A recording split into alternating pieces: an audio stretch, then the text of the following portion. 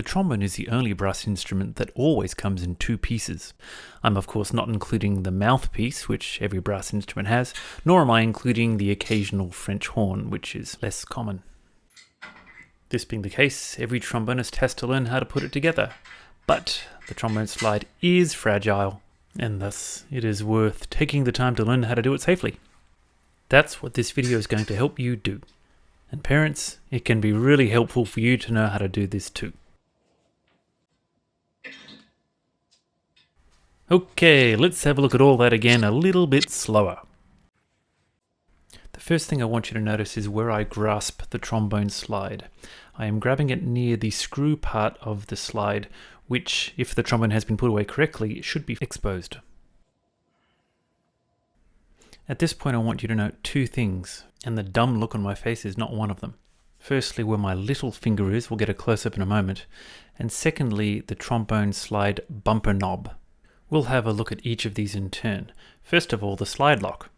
You can see here how the slide lock works to stop the slide from moving unintentionally, and yeah, indeed, how to avoid the embarrassment of dropping your slide entirely. But you can also note where I put my little fingers. There is no rule here, but it's a good safety practice, and it's also a very comfortable place to hold the slide. The trombone slide bumper knob is designed to take the weight of the instrument, and it also grants some stability when you're putting your trombone together for the first time. So yes, rest it on the ground, but please do not use it as a walking stick. Okay, now everything we've done to this point is to get the trombone into this exact position. You'll notice that both the bell in my left hand and the slide in my right hand are pointing downwards. Additionally, the way I'm holding both the bell and the slide is very, very controlled. There's a reason for this. The trombone slide is made up of very thin metal, and it has to be so it moves freely and is thus the most fragile part of the instrument. The bell rim is actually the hardest part of any brass instrument, and you can see how closely they come together here. Yes, the bell rim is the natural enemy of the slide, so please be careful. As we switch to a bird's eye view, or should that be trombonist's eye view, you will see that the angle that we have presently assembled the trombone is not yet at the appropriate angle for playing. The trombone slide is made up of two straight pipes, one which is already very close to the bell and the other which is not. The job we have now is to bend this angle between both parts of the trombone to where the distance from the bell to both halves of the slide matches.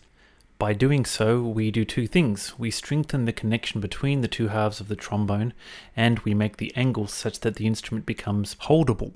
You'll notice this is an acute angle. Okay, let's see that again. I like to do this by bracing the bell against my chest bone and then using my left hand to pull the mouthpiece receiver with control toward the bell. The final step is to put in the mouthpiece with a simple twist to the right. Here's a few things to avoid. Generally, grabbing the slide in the middle leads to problems, as we will see. If we grab the bell the wrong way up, you'll notice there is no bumper knob on the top of the tuning slide, and so we would scratch up the tuning slide if it wasn't a carpeted floor. I see this next one all the time. If the slide lock hasn't been put on before putting the trombone away, then it becomes hard to pull out, especially if you're doing it wrongly.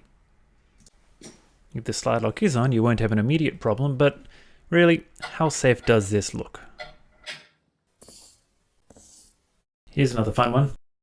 Condensation naturally builds up on the inside of the instrument, and when you put the trombone slide away, it collects. This will naturally come out, and if you insist on assembling the trombone upside down, you may well make a mess on Mum's nice throw rug. I get the heebie-jeebies when I see kids holding a slide like this. You naturally have to squeeze to not drop it, and yet that might just bend a very critical part of the instrument. It is not uncommon for beginner trombonists to find adjusting the angle of the trombone a bit stiff. However, jerking it in this uncontrolled manner will likely lead to a dented slide.